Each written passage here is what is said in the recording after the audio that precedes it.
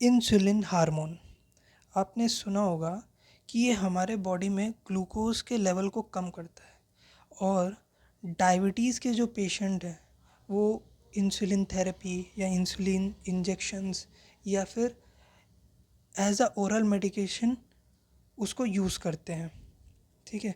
Actual में ये insulin हमारी बॉडी में काम कैसे करता है, तो आज उसको समझते हैं। पहले तो जो ये इंसुलिन है, जो पैनक्रियास से हमारे रिलीज़ होता है ना, पैनक्रियास से रिलीज़ होता है, तो ये हमारे जो ब्लड स्ट्रीम है उसमें जाके पूरे बॉडी में फैलता है। ठीक है। अब स्पेशली ज़्यादातर ये मसल और फैट सेल्स के पास जाके वर्क करता है, क्योंकि वहाँ पे एनर्जी की रिक्वायरमेंट होती है। ठीक है। तो पहला जो स्टेप है, insulin binds to its receptor. अब जो ये पैनक्रियास से निकल के ब्लड के थ्रू ये इंसुलिन पहुंचा अपनी साइट पे मसल सेल या फैट सेल्स के पास। ठीक है।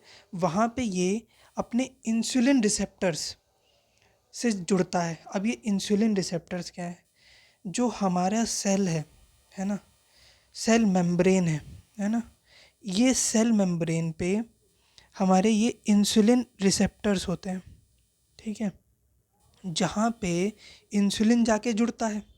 अब ये तो हमारा पहला स्टेप हुआ इंसुलिन का जुड़ने का, है ना।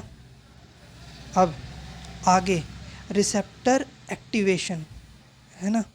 अब ये जो इंसुलिन जुड़ा, ठीक है, ये हमारे जो रिसेप्टर है उसमें ऑटोफॉस्फोराइलेशन, यानी जो फॉस्फेट होता है उसको काइनेज प्रोटीन के साथ जोड़ना एटीपी की मदद से।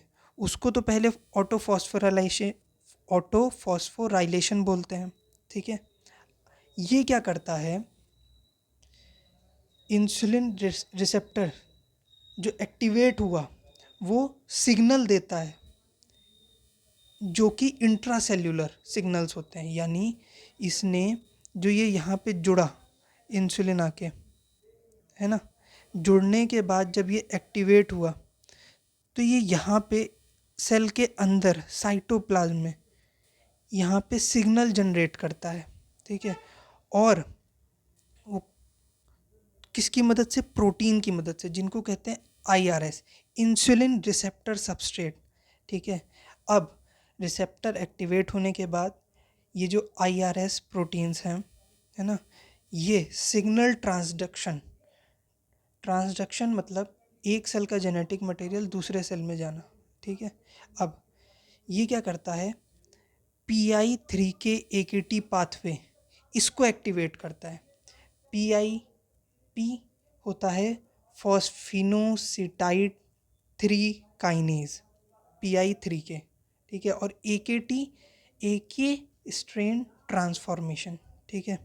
अब जो ये पाथवे एक्टिवेट हुआ, ये क्या करता है इसको समझते हैं। ये जो हमारा यहाँ पे रिसेप्टर था, इससे इंसुलिन जुड़ा के यहाँ पे, ठीक है, इसके जुड़ने के बाद इसने अंदर इंट्रासेल्युलर सिग्नल्स दिए। ठीक है। जो आईआरएस प्रोटीन के थ्रू से हुए, इंसुलिन रिसेप्टर सबस्ट्रेट। ठीक है। अब इन्होंने क्या किया, सिग्नल दिया। ये जो PI3 के पाथवे है, ये क्या करता है, PIP2 को PIP3 में कन्वर्ट करता है, फॉस्फिनोसिटाइड 2 को फॉस्फिनोसिटाइड 3 में। ठीक है। और ये किसकी मदद से होता है, फॉस्फिनोसिटाइड 3 काइनेज। ठीक है। अब ये जो PIP3 है, ये क्या करता है, AKT को एक्टिवेट करता है, AK स्ट्रेन ट्रांसफॉर्मेशन। अब ये जो AKT है, इसके एक्टिवेट होने के बाद ये कई प्रोसेस परफॉर्म करता है। एक तो ग्लाइकोजन सिंथेसिस, प्रोटीन सिंथेसिस, और हमारे जैसे बॉडी में है, अगर हमें उस वक्त एनर्जी है, रिक्वायरमेंट है, तो वो यूज़ हो जाएगी, और अगर नहीं है तो उसको स्टोर करने का काम ग्लाइकोजन। ठीक है। ग्लाइकोजन के फॉर्म में लिवर में या फिर हमारे फैट में, है ना, वो काम। अब AKT के एक्टिवेट होने के बाद ये क्या करता है, ग्लूट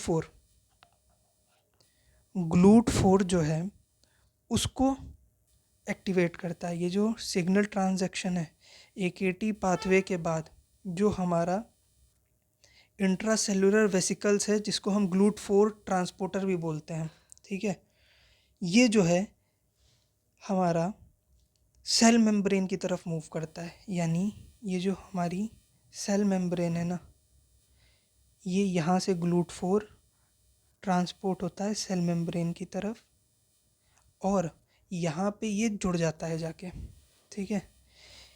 ये हमारा सिग्नल ट्रांसडक्शन हो गया।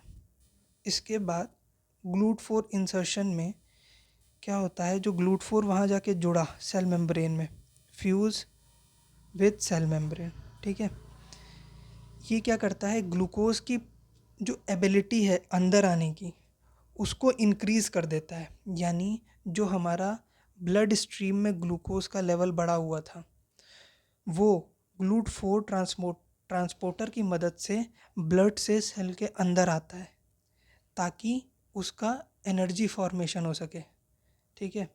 अब glucose enters the cell through GLUT4 by facilitated diffusion. ये फैसिलेटेड डिफ्यूज़न की मदद से अंदर आता है। अब ब्लड का ग्लूकोज लेवल इससे क्या कम हो जाएगा, ठीक है। फिर क्या होता है, जो हमारा ग्लूकोज है ना उसका यूटिलाइजेशन और स्टोरेज होता है। जैसे ग्लूकोज या तो ATP में कन्वर्ट हो जाएगा, ठीक है, बाय ग्लाइकोलाइसिस या सेल्यूलर रेस्पिरेशन, है ना, या फिर ग्लाइकोजन के फॉर्म में स्टोर हो जाएगा मसल, लीवर, इन जगहों पे, ठीक है, या फिर वो ग्लूकोज फैट में कन्वर्ट हो जाएगा अगर एनर्जी स्टोर सफिशिएंट है। यानी अगर पहले से हमारे पास बॉडी में सफिशिएंट अमाउंट में एनर्जी है ना, और फिर भी हमारी एनर्जी प्रोडक्शन हुआ है, तो वो एज अ फैट जो है वो स्टोर हो जाता है, ठीक है। आई होप आप सभी को समझ आया हो कि इंसुलिन कैसे काम करता है। आप इसको सब्सक्राइब करें, शेयर करें और टेलीग्राम पे ये नोट्स ले सकते हैं। Thank you.